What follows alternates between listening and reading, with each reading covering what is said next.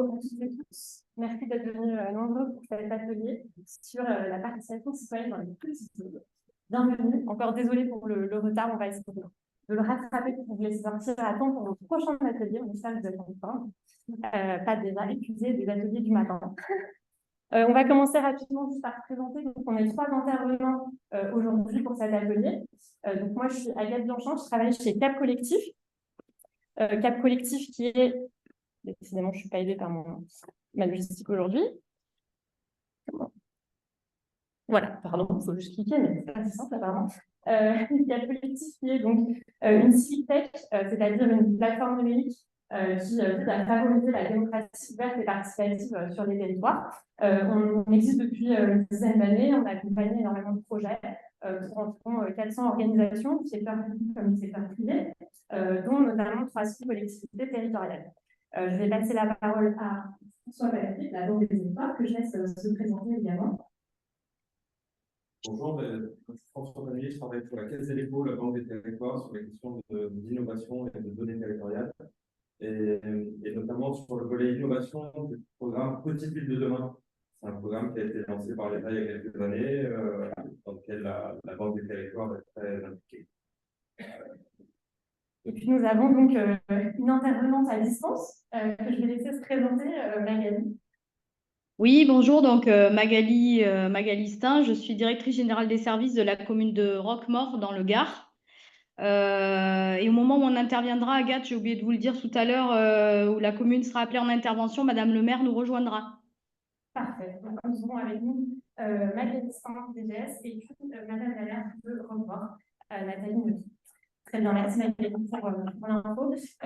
Donc, très rapidement, pour redonner quelques éléments de contexte sur pourquoi cet atelier, c'est justement parce que la politique et la Banque des Territoires ont constitué ensuite un partenariat autour du programme de Petite Ville de demain, qui donc concerne en particulier des villes en général de petite taille et souvent en situation de ruralité. En fait, je prends la parole peut-être pour vous. En un mot, oui, donc, je ne sais pas si vous êtes familier avec ce programme Petite Ville de demain. C'est un programme qui a été lancé par l'État en 2020. C'est un peu le petit frère de Action Cœur de Ville. Action Cœur de Ville, lui, il a revitalisé un peu plus de 220 villes moyennes. Petite Ville de demain, c'est 1642 communes de moins de 20 000 habitants que l'État a souhaité accompagner pour faire face à un certain nombre de difficultés qu'elle traverse et donc dans lequel, un programme dans lequel la Banque des Territoires est très investie. Investi évidemment de par son cœur de métier historique, c'est-à-dire faire prêt et investir dans des projets territoriaux. Mais au programme, on a aussi décidé de mettre le paquet sur ce qu'on appelle l'ingénierie territoriale. Et il y a beaucoup de petites villes parmi ces 1644 lauréats du programme qu'on accompagne en ingénierie, en cofinançant des missions de conseil notamment, et en mettant à leur disposition un certain nombre d'outils comme la plateforme propose, dont on va vous parler. Voilà, en 2 mots, nous, côté Cap Collectif, on a beaucoup travaillé les premières années avec des grandes métropoles, des régions, des départements. Voilà, on savait que sur les plus petites villes, il y avait souvent des freins à l'activation d'outils de Civitech, ou même tout simplement de démarches de participation citoyenne en général, que ce soit l'outil qu'elle a utilisé. Donc, on a proposé de travailler ensemble en partenariat avec la Banque des Territoires, pour proposer aux villes qui sont membres lauréats du programme Petite Ville de demain un accès gratuit à nos outils pour expérimenter un premier volet participatif en ligne. C'est ce que vous voyez présenté ici sur cette slide. Donc, on a créé pour ça une plateforme mutualisée qui s'appelle Purpose et sur laquelle toutes les collectivités, qu'elles soient PVD, vous allez vous l'entendre ce soir, c'est le petit mot pour Petite Ville de demain. Notez bien PVD. Donc, qu'elle soit PVD ou non, elle peut utiliser cette plateforme pour lancer une démarche de participation numérique, voilà, consultation, votation ou autre. Et les PVD ont donc un accès gratuit pour un projet, et notamment la ville de Roquemaure a pu bénéficier donc, de cette expérimentation-là. Et en fait, nous, évidemment, les formes d'utilisation de l'outil également, et ce qu'on voulait aussi pour expliquer aujourd'hui, on est là, c'est justement avoir ce débat sur est-ce que la participation est différente à l'échelle d'une ville et de toute façon. Voilà, aussi les différents freins, les différents leviers qui sont un peu spécifiques à cette échelle territoriale-là, et notamment on se base du coup sur les 2 années d'expérimentation avec les DDD, le temps d'expérience qu'on a eu de leur part, et aussi les statistiques qu'on voit sur notre plateforme. Oui. Juste un mot pour dire un autre contexte, on travaille dans un service qui traite on appelle la Smart City, la ville intelligente, et on a considéré que la ville intelligente n'était pas uniquement une ville bardée de capteurs et de caméras, c'est aussi une ville qui sait s'appuyer sur l'intelligence collective. On a voulu aussi montrer que l'innovation n'est pas l'apanage des métropoles et des grandes villes, et que dans les petites villes, on sait aussi innover, on est même souvent contraint d'innover, et c'était aussi ce qu'on voulait montrer avec cette expérimentation en permettant au maximum de collectivités de mettre le pied à l'étrier en somme et de se lancer dans une démarche de consultation pour celles qui n'avaient pas l'habitude. Une consultation en plus numérique et présentielle, c'était pas gagné comme pari, parce que du numérique et de la participation dans les petites villes, il y avait quelques frilosités au sein de mon service, et on ne se passe pas finalement que c'est un grand succès, et c'est ce dont on va vous parler. Oui, alors juste pour aussi faire bouger un petit peu en ce début d'atelier, je voudrais juste vous demander de tout vous lever. Merci. Ah, vous êtes enfermé par les choses. Dans ce cas-là, vous allez faire autre chose, vous allez lever la main. Voilà, comme ça. Ceux qui sont déjà venus peuvent rester une fois que vous voulez. Voilà, c'est la beauté de la participation. On va juste faire un petit peu vous êtes le. Bon, sur le chat, donc maintenant vous êtes touché pour le dessin. Donc, le petit jeu, il n'en restera qu'un, c'est pour voir un peu dans la salle quel est votre rapport à l'activité. Donc, vous allez répondre à cette question qui, parmi vous, aujourd'hui, travaille dans une collectivité, est élu dans une collectivité de moins de 50 000 habitants. Ceux qui sont entrés à la règle de vous, les autres peuvent s'asseoir. Ok. Donc, on a quand même des grandes collectivités qui sont là, qui sont négatives. Les personnes qui travaillent dans des collectivités de moins de 50 000 habitants, combien parmi nous travaillent dans des collectivités? Non, vous n'allez pas rester pendant ce que je dis. Combien parmi nous travaillent dans des collectivités de moins de 20 000 habitants? Donc, pareil, ceux qui sont dans plus peuvent se rasseoir. Ah, donc tout le monde ici moins de 20 000. Alors, madame là-bas. Ok, très bien. Et qui maintenant travaille dans une collectivité de moins de 10 000 habitants? Pareil, restez si vous êtes dans ce cas-là. Eh bien, vous êtes quand même pas si nombreux que ça. Déjà, vous êtes déplacés sur tout. Donc, bravo. Merci à vous. Qu'est-ce que tout? Vous pouvez désormais vous asseoir, mais on a un petit peu, voilà, on a maintenant des participants de cet atelier. Et maintenant, je vais vous demander aussi de tous participer. On est là pour faire une participation. Si vous allez dans l'application sur votre téléphone, vous avez dans mes ateliers, sur l'atelier d'aujourd'hui, si tout va bien, un petit lien qui vous emmène vers une application. Donc, vous allez dans mes ateliers, vous prenez l'atelier d'aujourd'hui à 14h30 qui est celui-ci, favoriser la participation citoyenne dans les deux civiles. Et normalement, vous avez un lien vers une application. Voilà, interactivité. Parfait. Vous cliquez là-dessus. Et normalement, on va vous demander un code d'événement à rentrer. À l'écran ici. L, Y, K, L. Question 1. Question 1, pardon. Question 1, il faudra avancer. Ouais, exactement. Question 1.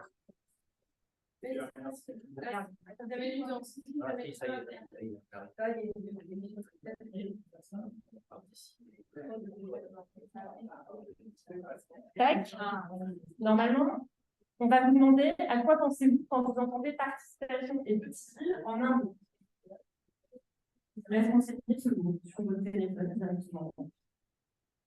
Normalement, si ça marche, ça fonctionne en temps réel. Ah oui, il y a un petit.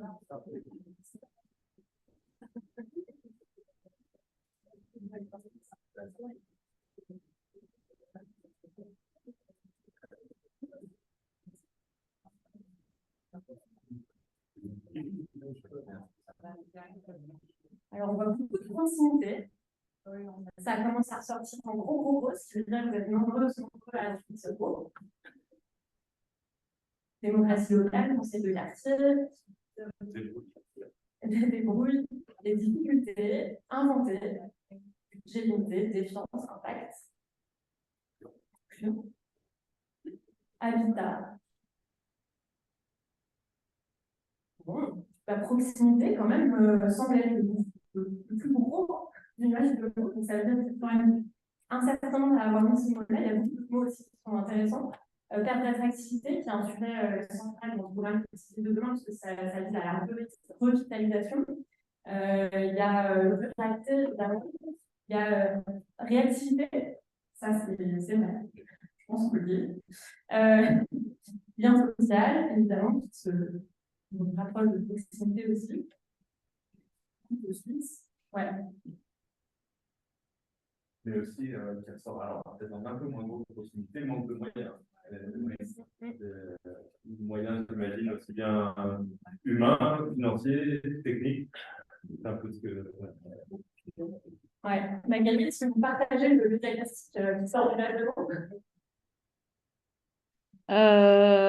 Oui, je retrouve pas forcément tout ce qui est communication, mais peut-être que ça va venir. Il y a marqué difficulté de communication, mais il y a aussi réunion, adaptabilité. Il y a pas mal de choses. Oui, ça représente bien ce qu'on pense. Ouais. Ben, merci de votre contribution, qui nous permet effectivement d'éclairer un peu ce sujet en introduction. Vous n'êtes pas obligé de continuer avec la question 2, elle viendra plus tard. Mais néanmoins, ça me permet de faire une petite transition rapide sur du coup les résultats qu'on a observés sur cette expérimentation et notamment la plateforme de propose. Donc en tout, ce sont 216 collectivités qui ont créé un compte sur cette plateforme depuis 2 ans. Et ça représente 159 projets lancés. Donc déjà, ce que ça montre, c'est effectivement un vrai engouement pour ce sujet. Parce que c'est quand même, quand on a lancé le dispositif, on ne savait même pas si on avait 150 collectivités inscrites. Donc ça a quand même bien intéressé. Ce qu'on voit aussi, c'est que les résultats en matière de participation elle-même, donc les chiffres que vous avez là, ce sont le nombre total de participants, de contributions et de votes correspondant à des projets de PVD sur cette plateforme. Donc évidemment, là, ce sont des totaux et ça représente des volumes assez conséquents. Ce qu'on voit et ce qui est intéressant en tout cas, c'est que le taux de participation moyen, qui est à 2,1%, et en gros, à peu près le même que le taux de participation moyen qu'on voit dans les contenus qui lancent des projets similaires. Donc c'est ça qui nous a vraiment intéressant, c'est que ce taux, certes, dans l'absolu, il est faible, on le sait, on aimerait tous qu'il soit plus élevé, mais pour celles et ceux qui ont déjà lancé des projets, au final, je pense que vous savez que c'est quand même dans la norme, on va dire, pour un dispositif participatif, d'avoir ce genre de taux de participation. Et donc, ce qu'on voit, c'est qu'il n'y a pas de déficit de mobilisation des aides plus dans les petites villes que dans les grandes villes et les départements ou même au niveau national, et qu'en fait, on est quand même sur les mêmes tendances, en tout cas d'un point de vue purement statistique. Et évidemment, il y a des projets qui font bien mieux que ça, notamment celui de moi, parce que c'est pour ça qu'elle est là pour nous en parler et partager ces bonnes pratiques et ces leviers de succès. Oui. Et précisons que c'est 2,5% de la population et non pas des votants. Toujours les choses. Voilà. Il est évident que quand on calcule un peu participation, on a accès au nombre total d'habitants par ville et on ne va pas regarder dans le détail qui a moins de 16 ans. Également, un résultat un peu consolidé intéressant, c'est aussi qu'on a vu au fil des 2 années d'utilisation de la plateforme pour les DVD, une diversification des projets. C'est-à-dire qu'au tout début, les DVD qui donc, sont dans le programme, notamment pour des sujets de revitalisation, avaient principalement lancé des projets de concertation sur la revitalisation du centre-ville. Donc un sujet qui représente 25% des projets lancés sur la plateforme dans 2 ans. Mais en fait, ce qu'on a vu, c'est que ce taux, il a baissé entre l'année 1 et l'année 2 pour aller vers aussi une diversification de projets et donc des communes qui lancent aussi des budgets participatifs, des enquêtes ou des consultations sur des projets de territoire, des enquêtes thématiques, par exemple sur des sujets jeunesse, culture, sport ou autre. Et puis après, il y a voilà, différentes thématiques, y compris des projets réglementaires qu'on peut voir plus dans le bas du tableau. Et en tout cas, ce que ça montre aussi, c'est qu'effectivement, finalement, les cibles, en termes de sujets mis à la concertation, on retrouve là aussi une belle répartition et une belle diversité de sujets qu'on peut avoir sur le plan national dans d'autres pays également. Alors, si vous reprenez votre application, vous allez pouvoir répondre à la deuxième question, qui est donc quels sont, selon vous, les freins à la participation dans les petits villes.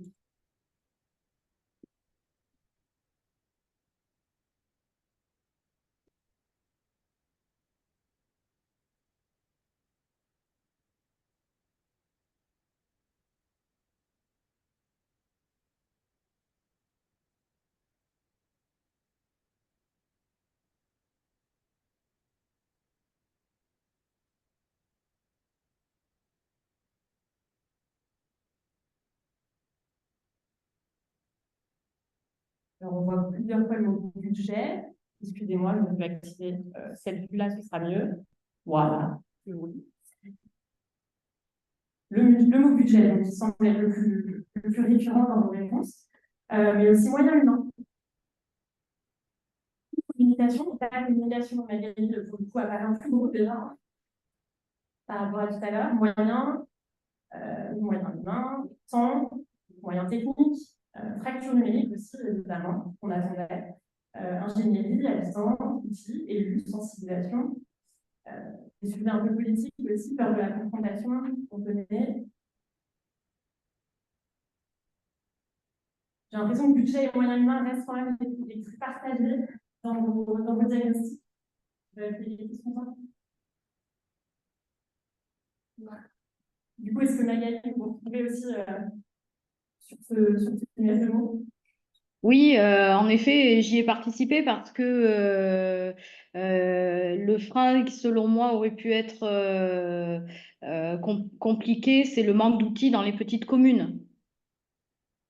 Le manque d'outils techniques pour pouvoir réaliser des démarches participatives, qui ne sont pas forcément des démarches participatives qui coûtent beaucoup d'argent, hein, parce que les démarches participatives comme celle qui a été faite à Roquemort ne nous est pas revenue très très cher, puisque on en parlera peut-être, on détaillera tout à l'heure. Mais en attendant, si nous n'avions pas eu accès à des outils comme la plateforme Purpose, nous n'aurions pas pu lancer cette concertation. Merci pour le partage. Ça me fait en plus ma transition là aussi vers la suite. Donc les freins que nous, on a identifiés dans le territoire collectif au début de l'expérimentation, c'est effectivement notamment un manque de budget, un manque de temps, qui reviennent souvent en temps moyen, c'est pareil, donc effectivement, si vous avez un plan pour gérer le projet, en fait, vous avez aussi pas le temps d'élus enfin, les élus n'ont pas le temps de gérer ça en direct. On a eu deux autres sujets qu'on identifie souvent, c'est le manque de portage politique, ça va arriver aussi, que par exemple des chefs de projet souhaitent concerter sur leur sujet d'aménagement, de commerce ou autre, et que par contre les élus sont un peu plus frileux. Voilà, ça peut arriver. Et puis il y a aussi la question du sujet, aussi à la participation. Voilà, on a parfois des communes qui nous disent, mais moi en fait, là, tout le programme est bouclé, tous les investissements sont planifiés, les travaux sont planifiés, on n'a rien à mettre à participation. Parce qu'en fait, ce serait pas deux choses à accepter les habitants maintenant, alors que c'est quoi. Donc ça peut aussi arriver. Il est évident que là, les 4 points, ce n'est pas un ordre hiérarchique. Voilà, parce qu'effectivement, le 2 et le 4 sont en réalité reviennent plus souvent que le 1 et le 3. Néanmoins, on n'a pas quasiment c'était bénéfique à évoquer aujourd'hui. C'est aussi pour ça qu'on est là, on se sent convaincus qu'ils sont ici. Donc là, ce que je dis là, je ne vais pas vous le dire entièrement, mais ce sont en gros des verbatims, des petits extraits d'ouvrages qui nous ont été dites par des petits villes de demain après avoir travaillé avec l'outil. On a pu résumer, nous, en un grand bénéfice. Déjà, c'est l'efficacité des décisions prises.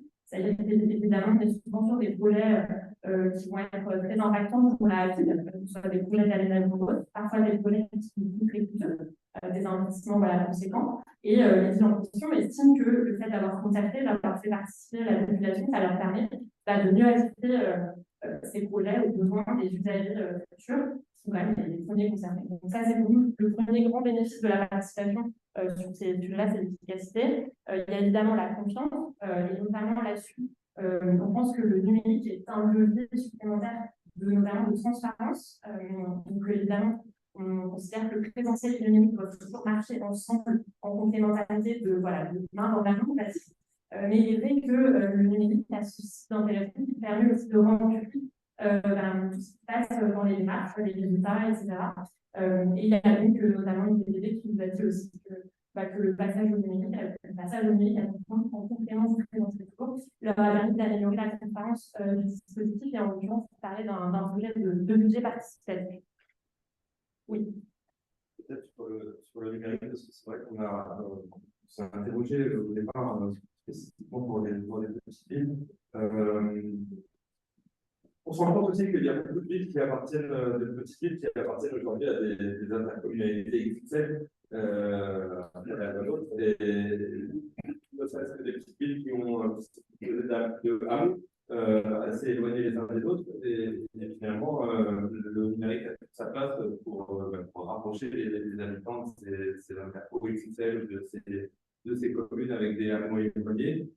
Et puis évidemment, ça permet aussi à la population de participer un dimanche à 22h depuis son canapé, alors qu'elle n'aurait pas forcément, une personne n'aurait pas forcément, vendu en région physique.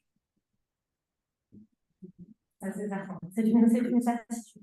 En tout cas, du coup, la transparence renforce la confiance évidemment entre élus et les citoyens, et ça va dans les deux sens. C'est-à-dire que j'aime bien cette phrase des habitants de belles idées pour la commune. C'est aussi des élus qui font confiance aux habitants, avec leur expertise et tout ce qui va avec, pour proposer des idées qui sont intéressantes, qui sont bénéfiques pour la commune et pour l'intérêt général.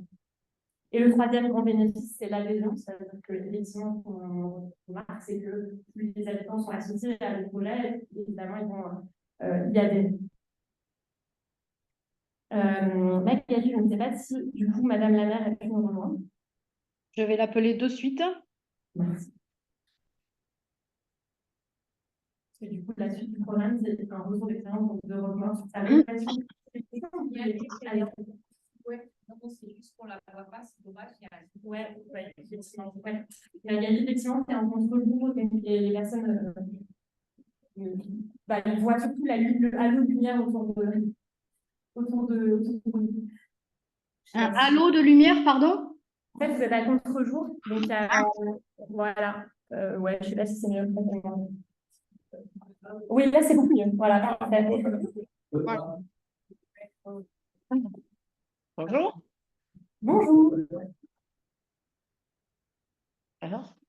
Eh ben, tu vas intervenir. Ah, il faut que j'intervienne. Bon, excusez-moi. Donc, nous, on a fait des gros travaux dans le centre ancien, mais surtout le passage dans notre commune, le passage prioritaire, on va dire. Et on avait le monument aux morts qui était positionné à un certain endroit, qui était à l'ombre des platanes. Et donc, les élus une partie des élus se sont positionnés pour changer le monument aux morts de place. D'autres ne le souhaitaient pas. Et du coup, quand j'ai vu que dans l'équipe, on n'était pas tous d'accord, je leur ai dit, eh bien, écoutez, on va faire voter nos Rocamorois et c'est eux qui diront s'il faut le déplacer ou pas. Parce que vous comprenez bien qu'un déplacement d'un monument mort, ça ne se fait pas comme ça. Bon, la chance qu'on avait, c'est que c'était vraiment un monument aux morts basique où il n'y avait rien dessous et on savait qu'on pouvait le déplacer, que ça ne poserait pas vraiment de problème insurmontable. Donc, on a décidé de se rapprocher par le dispositif Petite Ville de demain et on a fait voter les gens. Alors, ça a été très simple. Franchement, c'était hyper simple, même pour ceux qui n'étaient pas férus d'informatique. On pouvait voter de son smartphone. On pouvait voter à l'accueil de la mairie où on avait mis, bien sûr, l'agent d'accueil. On l'avait formé sur la votation, mais c'est une formation vraiment basique, on va dire. Donc, elle pouvait aider les personnes âgées, parce que qui dit monument aux morts, on pensait avoir beaucoup de personnes âgées aussi, des vieux rocomora qui venaient voter. Et on l'a fait aussi à France Service avec l'espace clic, à l'accueil de l'espace clic. Et ça s'est très bien passé, très simple. Moi, je l'ai fait de mon smartphone, tout simplement. Et on avait mis des images du monument actuel, enfin, comme il était actuellement à l'époque, et des images de ce que ça pourrait devenir plus tard en le déplaçant. Donc, comme ça, les gens ont pu se projeter aussi. Et finalement, on a eu à peu près 10% de la population, hein, ce qui est a priori important. Et on a eu, vous voyez très certainement le résultat, un peu plus de 63% de gens pour déplacer ce monument aux morts. Voilà, je ne sais pas si vous voulez que... Ouais, la question, c'est effectivement peut-être les suites du coup de la votation. Qu'est-ce qui s'est passé après au niveau des travaux? Est-ce qu'il est désormais déplacé? Le suspense est à son comble dans la salle. Je comprends, j'entends pas. Moi, j'ai des problèmes d'audition. Pardon, Je non, comprends c'est ta la question. Les travaux ont lieu. Ah, les travaux, maintenant, oui, ils sont finis. Alors, ce qui est surprenant, c'est que pendant les travaux, on a eu, enfin, moi, j'ai eu beaucoup de personnes d'un certain âge qui m'ont dit, on n'était pas d'accord, ben, est-ce que vous avez voté? Ben non, on n'est pas venu, c'était compliqué. Ben non, c'était pas du tout compliqué. Donc, ils regrettaient qu'on change le monument aux morts de place. Et puis, parce que moi, j'ai pu voir, pas ce que les gens ont voté, mais qui est venu voter. Et ça, pour moi, ça a été intéressant parce que je me suis rendu compte que c'est beaucoup de personnes jeunes qui sont venues voter. On a eu aussi une partie de la population issue de l'immigration qui est venue voter. Donc, pour moi, c'était vraiment un challenge d'intéresser ces gens sur un monument aux morts. Donc, c'est très bien. Et finalement, les personnes d'un certain âge, il y en a beaucoup, il y en a quand même qui sont venus, mais il y a eu plus de jeunes qui ont vu dans ces travaux une certaine modernité et qui ont dit, moi j'ai discuté avec des jeunes, ils m'ont dit, non, nous on est venus voter parce qu'on s'est dit, à changer la commune, à la moderniser, il faut la moderniser jusqu'au bout. Et finalement, avec le recul, maintenant que les travaux sont finis, on se rend compte que les gens sont contents, sont très contents, même les anciens combattants qu'on a toujours sur la commune, parce que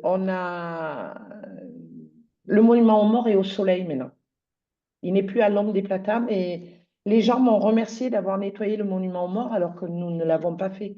Et je leur explique, mais nous, on n'a pas nettoyé le monument aux morts du tout. C'est que le monument aux morts a pris une autre place en plein soleil. Il a été il a été valorisé et du coup, voilà, c'est un changement vraiment gagnant pour la commune. Gagnant aussi pour toutes les commémorations, parce qu'il y a beaucoup plus de monde aussi, parce qu'il y a plus d'espace, et ça plaît. Et l'aménagement qui aujourd'hui est fini a été aussi lauréat du prix de l'investissement local 2024, qui a été délivré par la Fédération des travaux publics Occitanie. Voilà, donc on est très content du résultat. Et ce prix est venu aussi pour la commune, voilà, valoriser tout ce travail et valoriser aussi cette votation citoyenne. Je crois que c'était important de donner la parole aux jeunes ou aux moins jeunes et sur un sujet qui peut crisper la population. Et ça serait à refaire, je le referai. Et si j'ai un autre sujet important, je le referai. Merci beaucoup, Madame Nury. Il y a peut-être des questions dans la salle pour vous sur votre projet, donc sur les difficultés que vous avez éventuellement rencontrées ou les leviers de réussite. Oui. Ah, il y a plusieurs questions. Si, Albert. Oui, allez. Combien de personnes on a eu Oui. Combien de personnes ont participé à la Est-ce que vous avez le nombre de personnes qui ont participé du coup à cette votation? Parce que vous nous avez donné le pourcentage, mais c'est vrai que les gens ici ne sont pas familiers avec la taille de population à Roquemaure. Donc ça représente combien d'habitants? Alors, c'est un peu plus de 500, je pense que c'est 534. Ça faisait à peu près 10% de la population, donc voilà, c'est ça. Alors, c'est vrai que quand on ramène à 500 personnes, on se dit c'est peu, mais c'est le pourcentage de la population qui est quand même important et la diversité de la population. Parce qu'a priori, alors c'est ce qu'on nous a dit à l'époque, a priori dans ces votations citoyennes, par informatique, hein, alors peut-être que par papier, il y en aurait eu plus, mais par papier, au niveau de la préfecture, nous avait dit attention, hein, on peut appeler ça aussi une sorte de référendum municipal et c'était beaucoup plus lourd pour nous à porter. Voilà. Nous, on a fait beaucoup de publicité, on l'a mis sur le site internet, on l'a affiché, on l'a mis sur la page Facebook, enfin, même sur nos panneaux lumineux, on a fait la publicité pour qu'un maximum de personnes, et on n'a pas eu de plainte de gens qui nous ont dit on n'était pas au courant. Ceux qui ne sont pas venus voter, c'est qu'ils n'ont pas voulu voter en fait. C'est ça, c'était ça l'important, c'était de ne pas entendre de dire ah mais moi je n'ai pas été au courant, je n'ai pas voté parce que je n'étais pas au courant. Ils étaient au courant, ils ont fait le choix de ne pas voter. Merci pour cette réponse. Et s'il y a d'autres questions du coup? Bonne question. La période de vote, elle durait combien de temps? Il était ouvert pendant combien de temps le vote? Elle a été ouverte donc du 31 janvier 2022 au 14 février 2022, donc 15 jours. 15 jours. Mais la communication sur cette période de votation avait été faite 2 mois avant.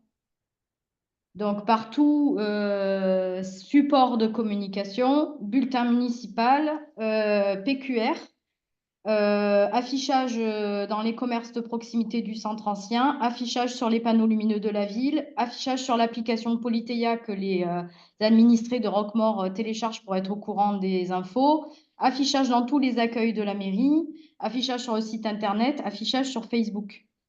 Voilà. En fait, la communication en amont est hyper importante.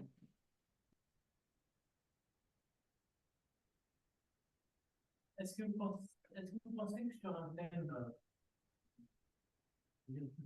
voisin, c'est pas anecdotique le monument, hein, mais si néanmoins ça intéresse une partie de la population, est-ce que vous pensez que sur un thème plus de l'urbanisme, de l'espace vert, je ne sais quel sujet finalement à tout le monde, vous auriez eu plus de participation?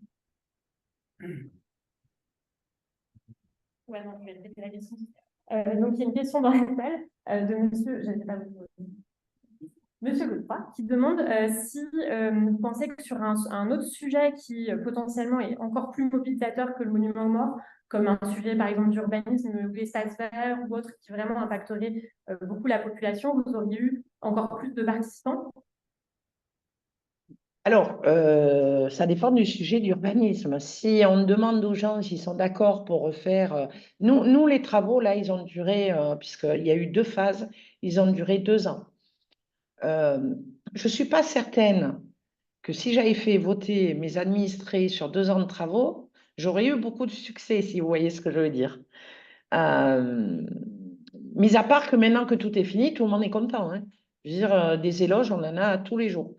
Donc, je pense que ça dépend du sujet. Si c'est un sujet, alors là, c'était le monument aux morts, mais on aurait pu faire une votation sur la végétalisation ou pas du projet. Mais sur un gros projet comme ça, d'urbanisme, on a tout refait, je ne sais pas si je serais allée à la votation citoyenne, parce que c'est trop long à expliquer. Je ne sais pas si j'arrive à me faire comprendre, mais un projet comme ça où on a refait tous les réseaux, le parking, on a changé le monument aux morts de place, on a refait, on a mis du béton désactivé, on a changé les places de parking de place, mais on en a gardé autant. Il y avait les commerces au milieu.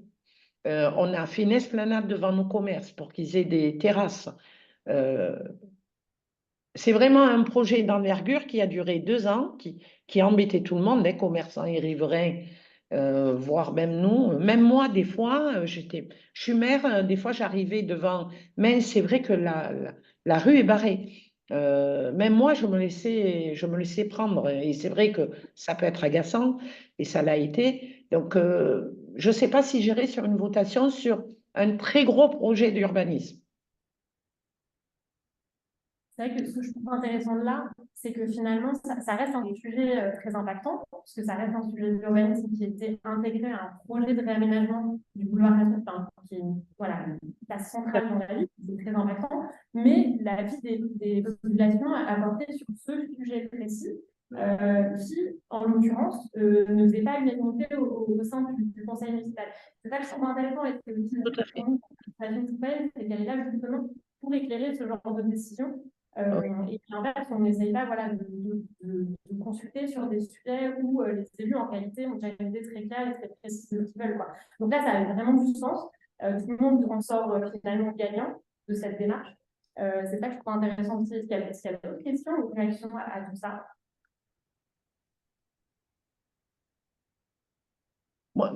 Alors moi, ce qui m'a fait faire la votation citoyenne, c'est vraiment qu'au sein de l'équipe, moi-même, au départ, je n'étais pas pour changer le monument aux morts de place. D'ailleurs, j'ai voté contre. Euh, et on était certains élus parce qu'on avait peur. Un monument aux morts, ça, c'est une histoire aussi. Euh, donc, moi, d'ailleurs, la préfète de l'époque elle m'avait dit, oh là là, vous savez, là, vous attaquez à un sacré problème et ça va être compliqué. Mais en voyant que sur une équipe de 24 personnes, il y avait presque moitié-moitié et pour et contre, je me suis dit, si on ne fait pas voter les Rocomoras, mais déjà, si entre nous, ça ne va pas, alors les Rocomoras, il vaut mieux leur donner la parole. Et je pense que c'est ces dossiers-là qu'il faudrait mettre. Ah non. Tout le monde était d'accord dans mon équipe. On a fait un essai de 6 mois. Bon, on économisait des sous, donc voilà. Mais à aujourd'hui, avec le recul, je me dis que j'aurais peut-être fait voter les gens. C'est l'éclairage public. Ouais, on a été coupé. En fait, votre connexion a coupé juste au moment où on parlait de. Ouais. Oui, c'est sur l'éclairage public que j'ai été la nuit de 11h du soir à 6h du matin. Et on l'a fait entre nous. Tout le monde était d'accord. Donc on a fait un essai de 6 mois. Bon, on a vu qu'on faisait des économies, qu'il n'y avait pas trop de réticents finalement. Mais avec le recul, j'aurais à le refaire, à reprendre cette décision, je ferais voter les gens. Parce que ça impacte leur vie quotidienne, quelque part. Et du coup, le fait que nous, communes, élus, on prenne une décision importante comme ça, je le regrette un peu. Voilà. Mais ça, c'est par rapport à ma commune aussi. Peut-être que d'autres éteignent ou pas et ne demandent pas à leurs administrés que ça se passe bien. Moi, ça se passe bien. J'en ai toujours une dizaine qui râlent. Bon, une dizaine sur une commune de 5000 habitants, c'est pas grand-chose, mais avec le recul, je pense que c'est une erreur de ne pas faire participer les gens à des choses comme ça qui vont impacter leur quotidien finalement. Non, mais je vous confirme, je suis François Comité, je travaille avec les territoires et on observe que de plus en plus de communes, et j'ai en tête la petite ville de Barentin qui a effectivement consulté ses habitants pour savoir eh bien, si on éteint l'éclairage public complètement, si on éteint un lampadaire sur deux, si on éteint jusqu'à 11 heures et qu'on reprend à 4 heures du matin. Et je confirme que la participation est très forte sur ces sujets qui, mine de rien, impactent la vie quotidienne des habitants, comme vous venez de le dire. Oui. Une question. Est-ce que le vote est nominatif anonyme? Est-ce qu'il y a une liste électorale? C'est un peu en réalité la suite sur le débat. Alors, monsieur demandait si le vote était anonyme ou nominatif et si c'était s'il y avait des vérifications qui étaient faites sur la base des listes électorales, par exemple, pour ce projet. sur la Alors, Alors, vas-y. c'est une question qui a été largement débattue avec les élus quand on a choisi de mettre en place la votation. Et on a fait le choix d'un système le plus ouvert possible, sans nom, je crois, ou juste avec le nom et le prénom. Oui. Oui, Mm. le nom et le prénom.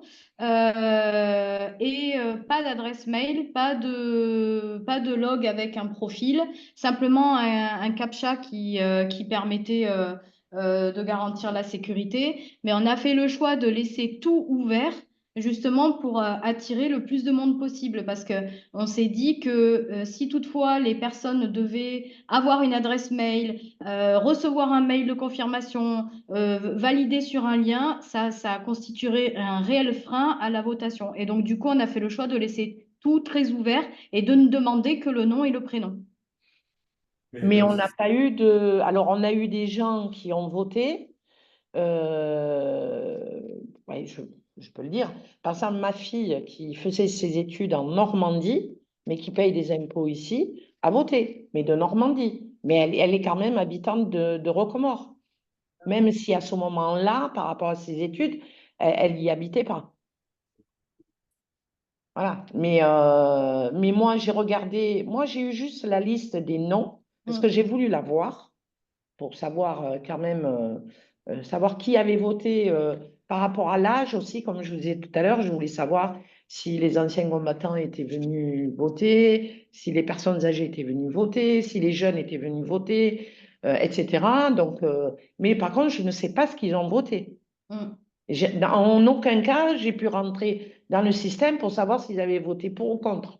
C'est pas mon but, ce n'était pas de savoir s'ils avaient voté pour ou contre. Mais on se rend compte que vu qu'il y a eu beaucoup de jeunes, voilà, beaucoup ont dit on Ça voulait explique le vote aussi, ça peut-être. explique Ouais. le vote, ouais. Du coup, sur la liste des noms, vous l'avez regardé, vous n'avez pas spécialement pointé par rapport à une liste électorale ou autre, vous n'avez pas forcément. Non. Pourquoi faire? De toute façon, 500 et quelques personnes, c'est qu'il n'y avait pas des gens de l'extérieur qui étaient venus en masse. Et puis, franchement, déplacement de monuments aux morts, je ne vois pas pourquoi des gens qui habitent Avignon ou Orange seraient venus voter pour ou contre, quoi.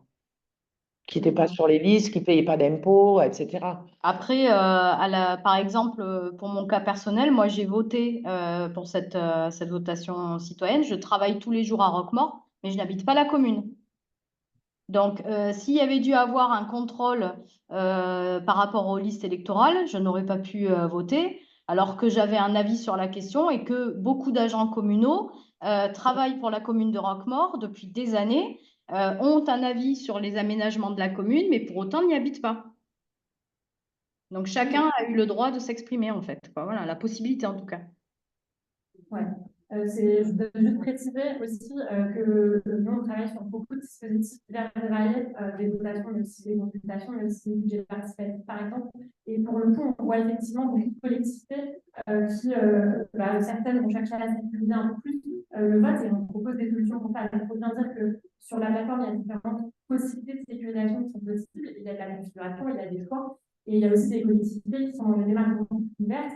Et notamment, nous, on voit régulièrement des budgets participatifs qui sont ouverts, y compris aux personnes travaillant et ne résidant pas sur la commune, voire même parfois à des personnes ayant une attache sentimentale à la commune. Voilà, ça peut être quelqu'un qui a grandi à cet endroit ou qui a rencontré ses parents à cet endroit, mais qui n'y habite plus, pour autant est légitime à s'exprimer. En tout cas, ça, c'est effectivement le choix propre à chaque collectivité quand elle construit le cadre et les règles de son projet. Et ça dépend souvent beaucoup de la volonté des élus, hein, il faut le dire. Est-ce qu'il y avait d'autres questions ou réactions sur ce sujet? Tout à fait. C'était donc une question plus générale sur la plateforme et sur les petites communes, enfin les communes qui peuvent y accéder, est-ce que c'est que celles qui sont du programme des PPE? Où est-ce que nous, parce que voilà, moi je suis à l'Europole de Strasbourg, évidemment, on a de 800 habitants à 250 pour la ville de Strasbourg, et ils nous demandent des outils pour les petites communes à gérer on a un réseau des communes participatives citoyennes, on est ravis de pouvoir leur proposer des outils adaptés à chaque taille et donc savoir si tout le monde peut accéder ou pas. Merci. En effet, je peux répondre à cette question directement qui concerne la plateforme. Donc, elle est accessible à toutes les collectivités, quelles qu'elles soient. Simplement, la gratuité concerne les petits filles de demain, puisque c'est le partenariat avec la Banque des territoires qui nous permet de proposer cet accès gratuit. Pour les filles qui ne sont pas dans le programme DDD, il y a un prix d'accès et qui est assez accessible, ça démarre à 500 € par projet. Donc, c'est quand même, ça a été conçu, c'est un modèle de plateforme mutualisée qui a été conçu pour favoriser la participation dans les petits et l'accessibilité à moins de coûts, en fait, Tu veux ajouter quelque chose? Non, mais juste pour revenir sur avant, il faut bien avoir conscience qu'effectivement, c'est juste une question de paramétrage sur l'outil et c'est un choix des élus, mais on avait aussi tout le public qui voulait absolument restreindre la concertation uniquement aux habitants de la commune. Et puis, mais il y a une autre question.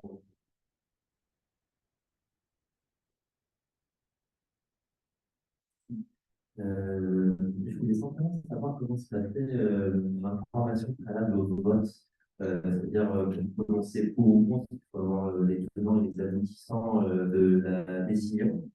Et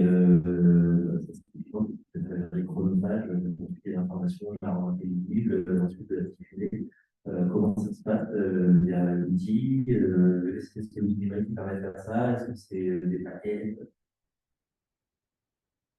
Je crois que c'est un gros travail qui a été mené par la directrice générale des services sur la manière dont vous avez communiqué et la manière dont vous avez finalement informé les citoyens pour qu'ils aient connaissance en toute transparence des tenants et aboutissants du projet. Au-delà des images de cabinets d'archives, j'imagine, est-ce qu'il y avait d'autres éléments explicatifs que vous avez pu leur fournir? On avait rentré sur la plateforme, en effet, donc les deux parties d'aménagement différents qui ont été faits par les bureaux d'études, voilà, les projections avec la photo de l'emplacement actuel et la photo projetée en grand. On a donné toutes les caractéristiques techniques des deux parties d'aménagement et notamment le gain de places de stationnement, ce que ça impliquait, le déplacement du monument aux morts, le coût. On a expliqué tout ça en fait. Voilà. Il y avait donc deux visages, deux parties d'aménagement complètement différents pour lesquels notre maître d'œuvre nous avait donné donc les éléments essentiels que nous avons communiqués sur la plateforme et les gens donc pouvaient voter en toute connaissance de cause puisqu'avant de voter, ils prenaient forcément connaissance de ces éléments techniques. On avait mis aussi les profils en travers, donc allégés, hein, pas forcément ceux qui sortent des bureaux d'études, mais des parties d'aménagement allégées. Et ceux qui ont voulu avoir des informations complémentaires sont venus en mairie, ont pu rencontrer le directeur des services techniques qui s'est mis à leur disposition pour apporter les compléments d'information dont ils avaient besoin avant de pouvoir voter.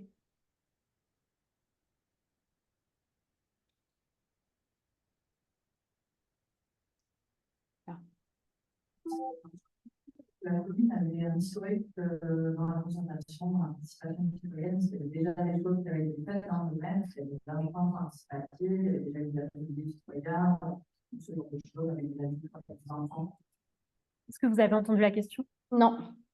La question, c'est quel est l'historique de la commune en matière de participation citoyenne avant ce projet-là? Est-ce que vous avez, par exemple, des instances participatives, des habitudes de faire des réunions publiques, de consulter, des choses comme ça? Non, aucune. C'était une grande première pour la commune. Elle n'a pas ce lien avec les citoyens, du moins à travers des instances consultatives comme ça. La mairie, enfin la commune de Roquemaure, c'est quand même une toute petite commune, du moins de 5000 et quelques habitants. Donc les élus sont quand même très au contact de la population, reçoivent beaucoup les Roquemaurois. Mais en termes de procédure de participation citoyenne, c'était une grande première pour la commune.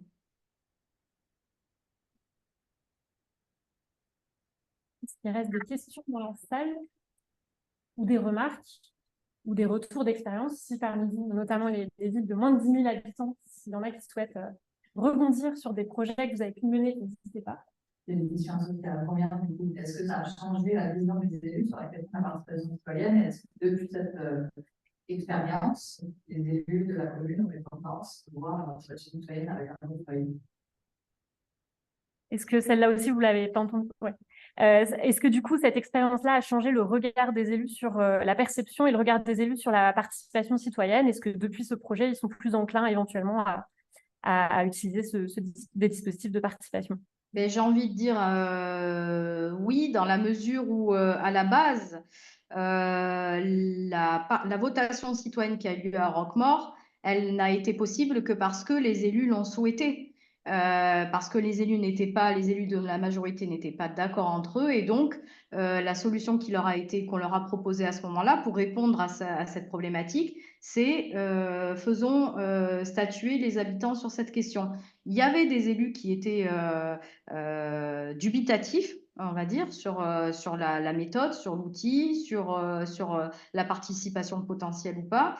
On a fait des points relativement régulièrement avec les élus sur ce sujet, un point d'avancement lorsque la plateforme a été alimentée par les informations tout au long de la consultation, donc ce que ce soit en amont et pendant la consultation et après, ils ont été tenus régulièrement au courant. Et je pense que oui, ça a changé l'image de la participation citoyenne. Pardon. Il reste d'autres questions pour la ville de Roquemaure ou autres d'ailleurs.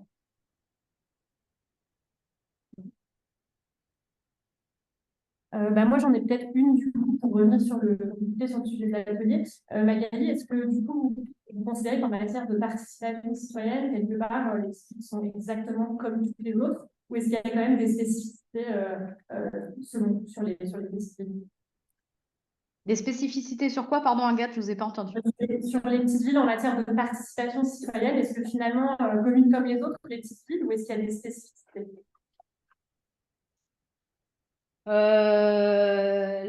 Je sais que pour avoir lu de la littérature sur la participation citoyenne, effectivement, dans les grandes villes, c'est chose relativement courante.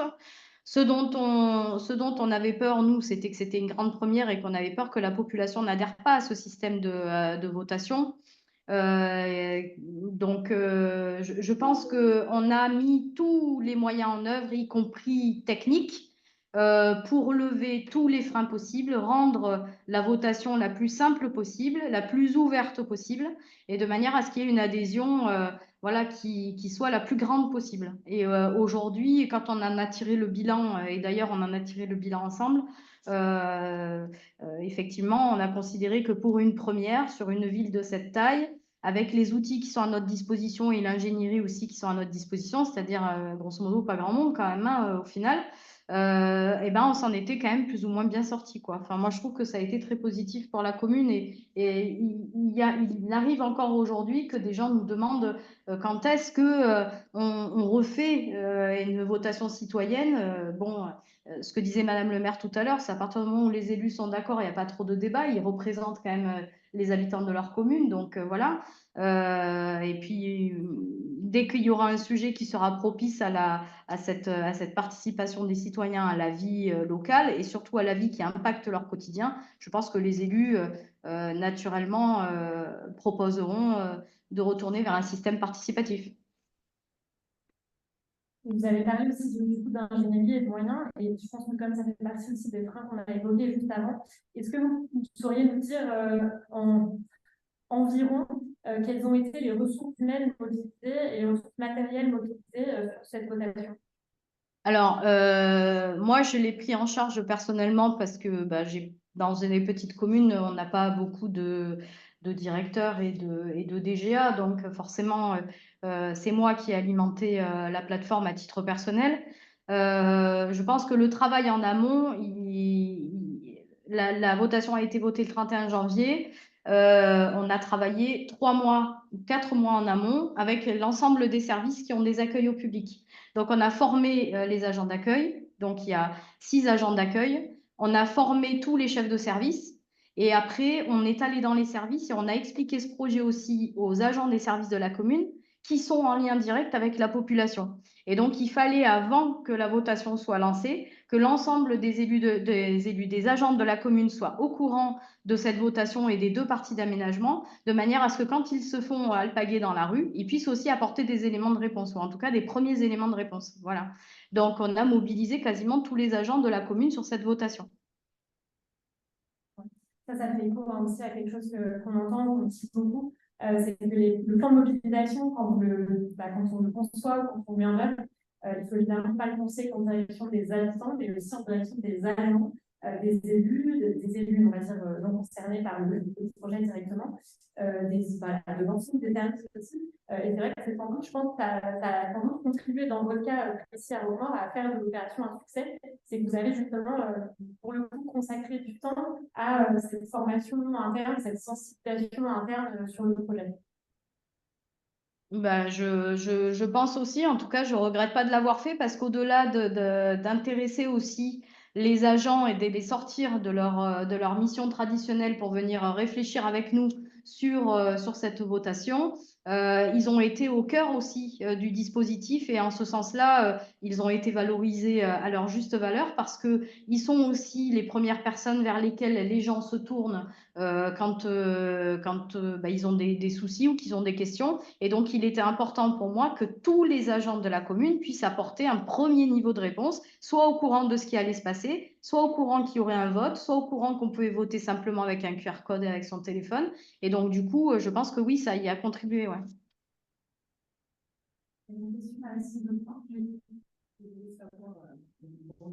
Je voulais savoir dans ce cadre-là, quel a été l'accompagnement, à quel niveau il se situe de la Banque des Territoires dans cette démarche.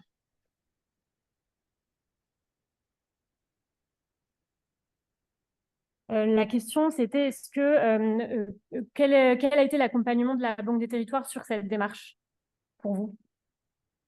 L'accompagnement de la Banque des Territoires, je pense que ça a été financier, en ce sens que la commune de Roquemaure a été donc labellisée Petite Ville de demain en 2021 et nous a donc ouvert la porte d'un certain nombre d'outils grâce à la participation des services de l'État et de la Banque des Territoires qui ont financé certaines actions, dont je pense la plateforme Purpose de Cap Collectif.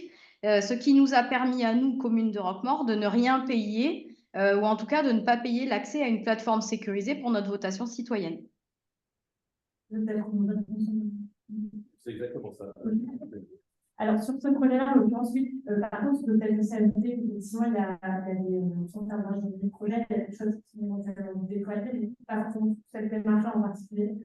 Mais voilà, typiquement, il y a des chefs de projet qui sont en poste actuellement sur l'ensemble des villes concernées par les types de demande. Une deuxième question, parce qu'on parle beaucoup de labellisation PVD. Alors, moi, je suis nouvellement élue en charge de la citoyenneté, et c'est un sujet qui n'est pas déjà abordé dans ma commune. Donc, du coup, comment on devient éventuellement de déléguer? Comment ça se fait? Qu'est-ce qui se passe? Malheureusement, c'est trop tard. C'est pour les petites régions qui ont décidé en 1142 villes en 2020. Et C'est une désignation, d'accord. Il fallait faire en fait Sur candidature, si je ne me trompe pas, non, il y a des dossiers. Heureusement, François est là pour les vendre. donc en fait on rejoint. Mais c'est Madame Chicago. Bon, quoi. cette offre, il reste le split de demain. L'offre propose le programme TTP. Le programme TTP, c'est jusqu'en 2026. 26. Mais alors, il n'est pas. C'est l'État qui décidera, mais il n'est pas impensable qu'une deuxième mouture de programme vienne et avec de nouvelles communes après 2026. Ça dépend. Dimanche, je crois, au bout de la salle tout à l'heure. Non, c'était juste un point de vue technique sur le vote. Oui, bah, attendez, je vais vous donner le micro quand même. Que tout le monde entende. Est-ce que vous aviez mis une réserve en cas de vote à 55 ans? Ça passe un projet qui peut être très, très chaud. Est-ce qu'il y avait un vote des 2 tiers, 1 tiers, et puis d'abord expliquer à la population qu'il n'y a pas de 2 tiers, 1 tiers. Une garantie de ce parcours. Pour faire avancer les paramètres de lutte sur le vote. Juste pour être sûr d'avoir bien compris votre question, c'est est-ce qu'en cas, s'il y a eu les votes à 50-50, qu'est-ce qui aurait été. François, c'est de relier la question à la DSI, parce que je ne sais pas si c'est Alors, on a une question sur si ça avait été serré. Ouais. Si mettons 50-50, est-ce que vous auriez privilégié, je ne sais pas, une majorité aux 2 tiers ou pour des, pour des projets Alors, plus... Ouais. ce cas de figure, il a été étudié en amont, puisque le champ des possibles était ouvert et on naviguait dans l'inconnu, donc on a fait des scénarios, des hypothèses. L'hypothèse à 50-50, elle était une hypothèse que nous avions travaillée.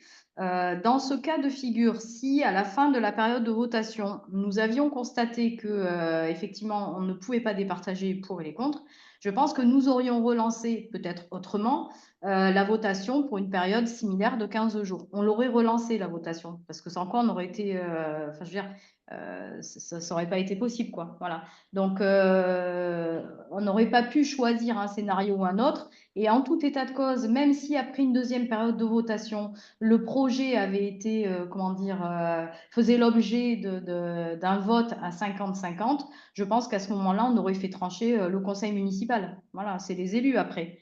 C'est eux qui auraient décidé de choisir quelle partie d'aménagement, étant donné que la population aurait été divisée à 50-50, quelle partie d'aménagement, eux, ils choisissaient, quoi. Voilà. Voilà comment ça se serait terminé, sans doute.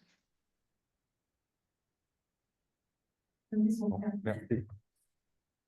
On a beaucoup parlé du dispositif de votation, mais la majorité des petites villes qui ont pris part à ce dispositif et qui se sont inscrites sur Purpose, c'est pas forcément sur la votation qu'elles se sont penchées, c'est beaucoup aussi sur les budgets participatifs. C'est quelque chose que tu as un engouement aussi que tu constates dans les petites villes? Oui, tout à fait. C'est effectivement le dernier sujet que je voulais vous présenter sur cet atelier. Puisque on a vu tout à l'heure, il y avait effectivement une certaine diversité de projets dans ces disciplines sur la plateforme. Et le budget participatif commence à prendre de plus en plus de place aussi sur cette plateforme Purpose. On voyait déjà un mouvement sur ce dispositif depuis des années avec les villes qui ont travaillé habituellement avant cette plateforme mutualisée. Et on était curieux de savoir si ça allait finalement continuer l'essor de popularité des budgets participatifs, si ça allait le retrouver aussi dans cette expérimentation avec les villes. Et en effet, c'est le cas. Mais je voulais quand même remercier encore Magali pour son intervention et Madame Le Maire, je crois qu'elle est déjà partie. Oui, Madame Le Maire a eu un petit coup de téléphone un peu. Voilà. Un petit coup de téléphone, quoi, voilà. Lui ferai suivre nos remerciements. Merci à vous et merci pour toutes les questions, en tout cas.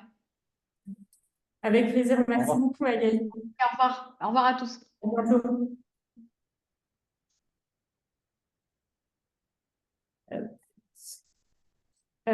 Et du coup, pour vous montrer quelques petites statistiques sur le sujet, j'avais cette slide pour redire qu'il y a un budget participatif. Je pense que en levant la main, qui ici ne fait pas un budget participatif? Ouais, alors il faut peut-être pas. En levant la main, qui fait qu'il y a un budget participatif? Ouais, alors ça, on voit si on réfléchit. Ah non, il y a quatre, monsieur, vous n'avez pas la main. Je ne suis pas sûr de reconnaître tous les aspects. Ah, d'accord, voilà, on va donc repasser rapidement sur ce dispositif qui effectivement est toujours en croissance en France depuis 15 ans maintenant. Donc un budget participatif, c'est un dispositif de démocratie participative par lequel la collectivité va allouer une partie de son budget, en général budget annuel d'investissement, ça peut être 20%, 50%, donc plus, soyons plus. Avec ce budget-là, cette enveloppe-là, a des projets qui seront proposés et choisis par les habitants de la collectivité. Donc, par exemple, si on voit un déroulé assez classique d'un budget participatif, attention, tous les budgets participatifs peuvent être différents, certains fonctionnent différemment avec des étapes différentes. Ça, c'est le déroulé, on va dire, le plus commun qu'on voit un peu partout. Il y a donc un dépôt de projet par les habitants. Ensuite, il y a une analyse de d'éligibilité et de faisabilité technique financière sur les projets qui ont été proposés. Cette analyse-là est réalisée par les services de la collectivité. Il y a à nouveau les habitants qui sont appelés à s'exprimer en phase de vote, choisir parmi les projets qui sont passés au filtre de l'analyse et bien choisir leur préféré. Et sur la base du vote, on va déterminer une liste de projets lauréats qui seront réalisés, mis en œuvre par la collectivité dans la limite de l'enveloppe allouée. Après, évidemment, il y a des variations aussi assez variées. Par exemple, parfois, il n'y a pas assez de citoyens, parfois, ce sont les instances représentatives seules qui choisissent les projets. Parfois, il y a des phases de vote, il y a des éditions. Il va y avoir aussi des comités tout au long du projet qui vont commencer à la capitale, qui sont composés de techniciens, d'élus et d'habitants. Il y a plein de variations du budget participatif. C'est vraiment, on va dire, le plus commun en termes de périmètre. Et ce qu'on voulait vous partager notamment, c'est les durées moyennes des différentes phases. Donc, il y a une étape de dépôt qui dure en moyenne 68 jours, 94 jours pour l'analyse et pour faire un protocole. Je précise que ces chiffres-là ne sont pas évidemment des chiffres parfaits, qui se basent en fait sur une étude statistique qu'on fait nous sur la base des budgets participatifs sur les plateformes de la politique. Mais il faut noter que ça représente plus de 200 éditions de budget participatif. Donc, on estime que voilà, c'est des statistiques qui commencent, vu le volume, à être intéressantes à regarder, mais c'est évident que ce n'est pas représentatif de tous les budgets participatifs de France et d'Ava, parce que tout simplement, on voit passer, ils ne sont pas voilà, dans la liste. Donc, on fait ce sont les moyennes. Et ce qu'on voit aussi, donc sur les petites villes de demain en particulier, par rapport aux chiffres totaux qu'on avait vus avant, de 150 et quelques projets lancés, il y a ensuite 32 éditions de budget participatif lancées sur cette plateforme d'impôt en 2 ans, dont 19 terminées très en cours, et ça représente 22 petites villes de demain. Également, quelques chiffres supplémentaires, donc toujours issus de notre édition 2024, donc on avait le baromètre des budgets participatifs qui recense des éditions lancées sur des plateformes collectives, donc Hyperpose, mais aussi d'autres.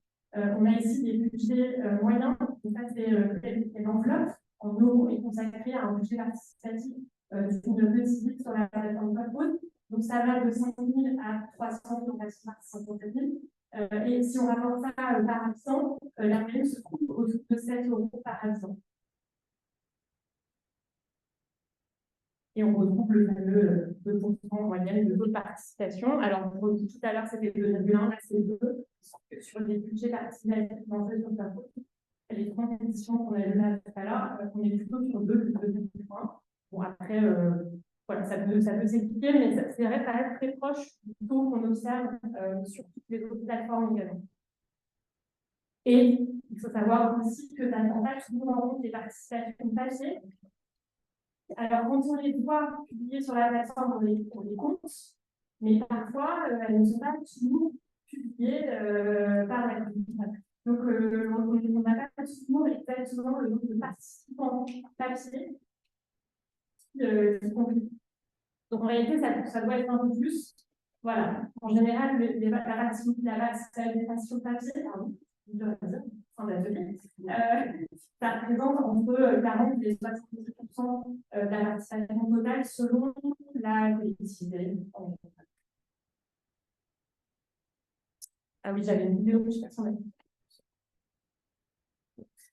Du coup, est-ce qu'on a des questions encore pour éventuellement sur ce sujet?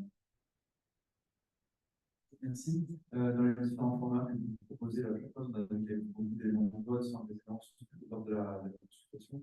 Est-ce que dans les différents formats, vous avez aussi la possibilité de monter le niveau sur la participation, notamment au volet construction, le volet dans laisser la place au débat aussi?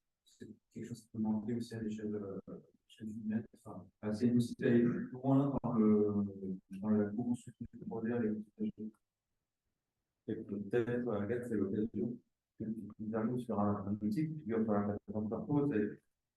Il n'y a pas tant que ça a été utilisé par les petites villes, mais qui permet d'aller un peu plus loin, c'est la cartographie participative. Oui, alors sur la plateforme globale, pas la on a une dizaine de modules, dont la carte participative, le débat, la consultation, la concertation, interpellation d'édition, qui est assez en haut dans le jeu de l'hôpital. D'ailleurs, on considère qu'un budget participatif, techniquement, c'est quand même de la cognition. Et après, sur les concertations de construction, on a effectivement un module de débat et un module qui permet, on va dire, d'exprimer si on est d'accord, pas d'accord, notifier vis-à-vis des propositions, puis après de déposer des arguments pour, des arguments contre, ou des propositions complémentaires. Et ça, c'est un module notamment qu'on a conçu initialement pour construire des propositions de loi et qui a notamment été utilisé en 2015 sur le projet de loi République numérique qui a été construit avec les citoyens. Vraiment texte de loi où on met article par article au débat chaque proposition, chaque article de loi. dont l'équivalent est pour les deux collectivités. Et alors, je ne sais pas une idée, mais je rebondis sur la transition parfaite. La ville de Carpentras, qui travaille aussi avec une plateforme collective, a mis en place différents dispositifs, dont un budget participatif et un dispositif d'interpellation citoyenne, mais aussi ce qu'ils ont appelé le droit d'amendement citoyen, qui est un dispositif très engageant. Et donc, ce qu'ils font, c'est qu'ils publient sur la plateforme les délibérations dans un format simplifié, pédagogique. Et chaque citoyen a un droit d'amendement qui peut être déposé sur la plateforme sur la délibération. Ça, je trouve que c'est un dispositif très intéressant. Et du coup, ça permet d'identifier également que nous co-animons avec la ville de Carpentras un autre atelier sur la session suivante. Voilà, si jamais ça vous intéresse de parler de ce sujet, entre autres, je pense que la ville de Carpentras pourra en parler, mais ça s'appelle tout à fait ça, l'histoire et l'expression de la participation citoyenne à 16h30. Est-ce que oui? Est-ce que cette fonctionnalité-là, on est modifié pas proposé?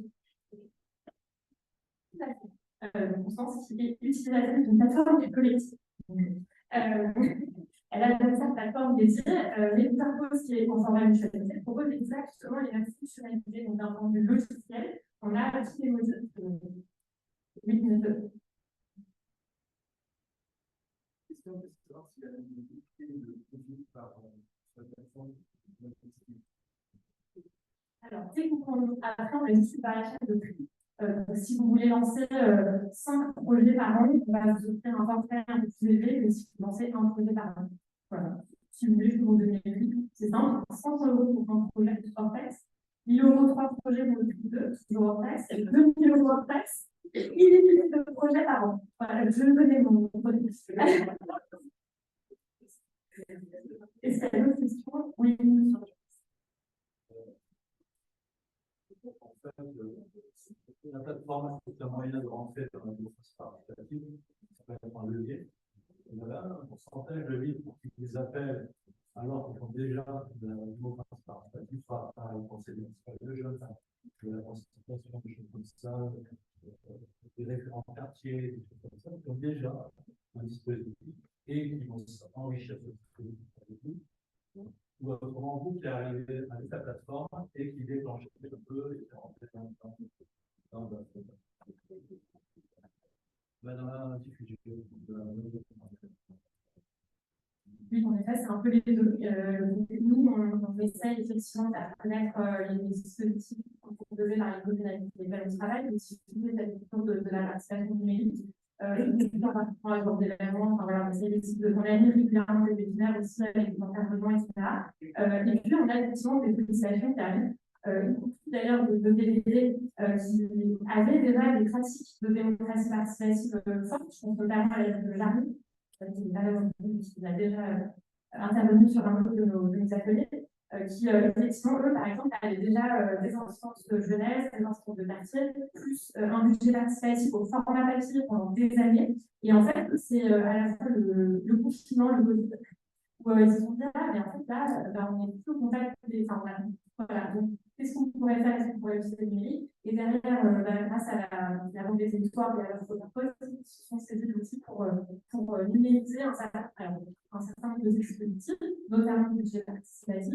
Mais je tiens à dire attention à nouveau, quand on dit numériser, ça veut pas dire remplacer et passer du numérique. Ça veut dire effectivement augmenter les démarches que vous avez déjà l'habitude de faire. Voilà.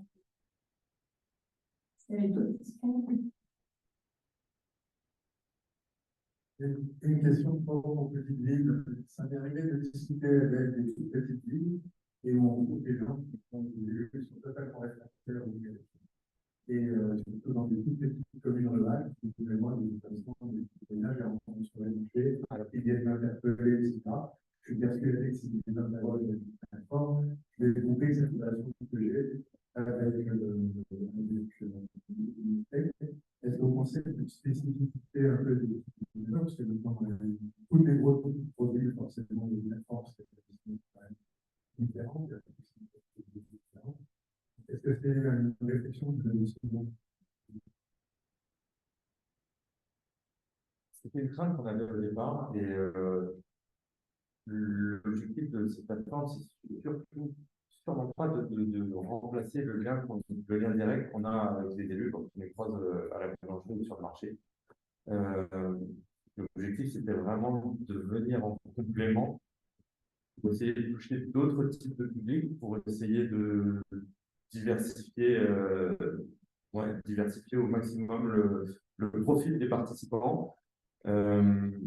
Et ben, cette crainte qu'on avait, ce préjugé, finalement, s'est effacé, s'efface petit à petit avec des élus qui, certes, continuent de penser que le plus important, ça reste le contact physique, mais qui considèrent qu'en complément, encore une fois, pour aller toucher les jeunes, pour aller toucher des personnes dans les hameaux un peu isolées, pour aller, l'outil numérique peut s'avérer utile.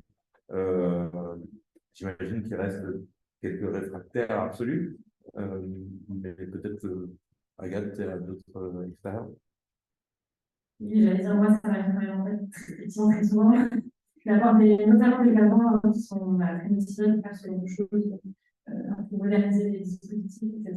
Et qui sont un petit peu, effectivement, parfois rejetés par des écoles, des curiosités des élus, notamment parce que certains ne pratiquent pas du tout, et du coup, ont un peu cette image aussi liée aux réseaux sociaux et au comportement qu'on peut y voir, qui ne sont pas, ils ont pas une propice au débat souvent. Donc, c'est beaucoup de réassurance, de pédagogie, on essaie aussi de donc, c'est pour ça aussi qu'on a essayé de donner beaucoup de retours d'expérience, de témoignages, de chiffres qu'on a calculés. Voilà, par exemple, pour avec ce groupe de taux de modération est très bas, très fort, ce genre de choses. Après, on voit quand même c'est une accélération qui peut-être progresse quand même de mois en mois, d'année en année. Et par ailleurs, effectivement, à l'inverse, les élus qui se sont lancés souvent disent finalement, je n'avais des craintes, mais je me rends compte à l'usage qu'il n'y avait pas de quoi, et que ça va bien, et c'est super, et voilà, c'est fait qu'on continue de travailler de toujours. Et parce que c'est vrai que beaucoup se font interpeller, même plus qu'interpeller, démolir sur les réseaux sociaux, sur Facebook en fait. Et il y a aussi beaucoup d'élus qui nous ont dit, moi j'en ai marre que la page de ma mairie serve de réceptacle à tous les mécontents. Et donc j'aime autant organiser les choses proprement avec une plateforme comme Purpose qui n'est pas conçue comme Facebook et au sein de laquelle il y a moins de risques justement de controverses gratuites, comme on peut en voir sur les réseaux. Est-ce qu'il y a des questions dans la salle? Oui, monsieur. Bonjour, je voulais savoir comment vous avez utilisé l'innovation, que ce soit les habitants du Lego et du Mamba, peut-être qui peuvent voter, est-ce qu'il y a un moyen de l'utiliser ça ou pas? Ou est-ce que c'est à la marge, peut-être il y a des statistiques ou que c'est insignifiant? Alors, c'est ce que je disais un peu tout à l'heure, c'est qu'il y a en fait des communes qui, de fait, ne cherchent pas spécialement à limiter la participation à leurs habitants, puisqu'elles sont aussi intéressées par la participation de personnes qui n'habitent pas forcément là, mais qui ont une raison de un intérêt à participer. D'autres, effectivement, préfèrent être plus en contrôle. Donc, dans ce cas-là, ce qu'elles font, c'est qu'elles demandent les noms, les prénoms, les adresses, et qu'elles font des contrôles sur ces données-là.